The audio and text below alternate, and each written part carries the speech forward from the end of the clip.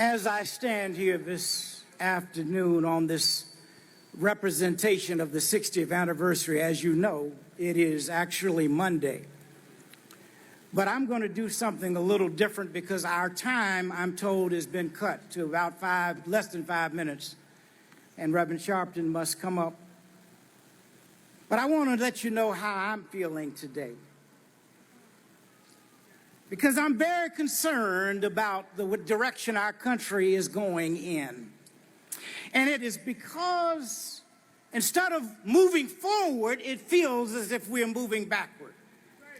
The question is, what are we going to do? Do we realize that it is we the people who can make changes, represent history in the right way, ensure that hatred and hostility is not espoused all over our nation? As you know, my mother and father dedicated their lives to embracing love and lifting up the goodness in people. In fact, if somebody was 90% bad, Dad would focus on the 10% good and work to extract that from them. And so Andrea shared a lot, Yolanda shared a lot. I don't have to say that much this time. There will be other times. But we need us all to be engaged. Dad would probably say, now is the time. We must preserve, protect, and expand democracy. We must ensure that voting rights is protected for all people. We must ensure that our women and children are treated fairly. We must end gun violence. And then,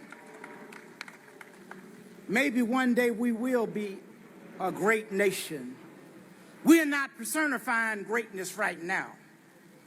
But you know what? Dad and Mom taught us it takes a few good women and men to bring about change. So as I get ready to close, you may ask the question, well, Brother King, we understand what happened with history.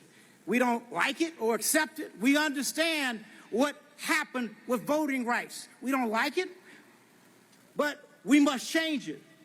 But you may be asking that question that my father asked back in the late 50s. How long will it be? Well, I don't know exactly how long it'll be. But what I do know is no lie can last forever. How long, you may ask, will it be before we get our freedom? I don't know, but truth crushed the earth will rise again. How long? Not long. Because the moral arc of the universe is long, but bends toward justice. How long? Not long, because God Almighty is still on the throne. Let's not give up. Let's not give in. Let's not give out. We must move forward to make this nation the nation that it ought to be for all of God's children. Thank you, and God bless you.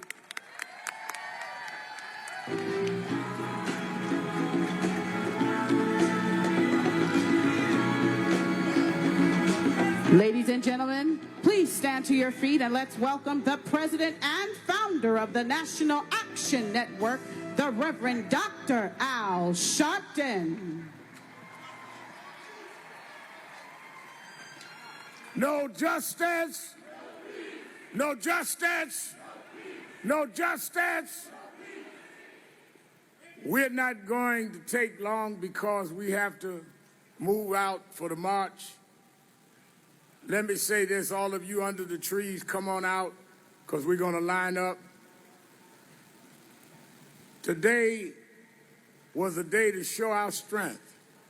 Thousands of you come 60 years later to say that we are the continuation of a movement. 60 years later, we are facing affirmative action being suspended. And there are people that are trying to go after businesses. You heard from the Fearless Fund. They're going after diversity in large corporations. They're going after firms. I want to announce today that we're going to fight back.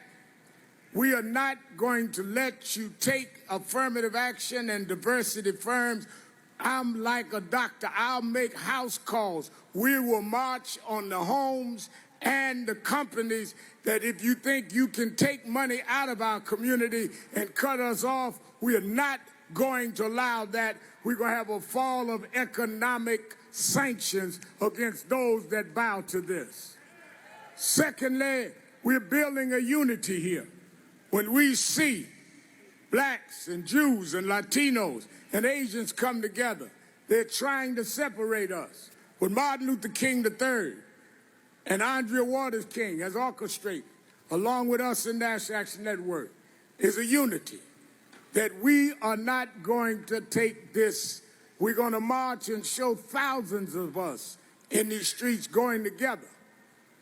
They will not be able to turn back the clock. They want to stop blacks from voting. We're going to vote anyhow. No matter how hard you make it, we coming anyhow. They're going to try to put women back in the kitchen with an apron. We're not going back in the kitchen. We're not putting the apron back on. They're trying to tell gays, get back in the closet. We're not going back in the closet. We're going to lock the closet. We're going to stand up for who we are and where we are and what we are. Our fathers fought for this, and we're going to maintain it. 60 years ago, Martin Luther King talked about a dream. 60 years later, we're the dreamers. The problem is we're facing the schemers. It's the streamers on one side, the schemers on the other. The dreamers are fighting for voting rights.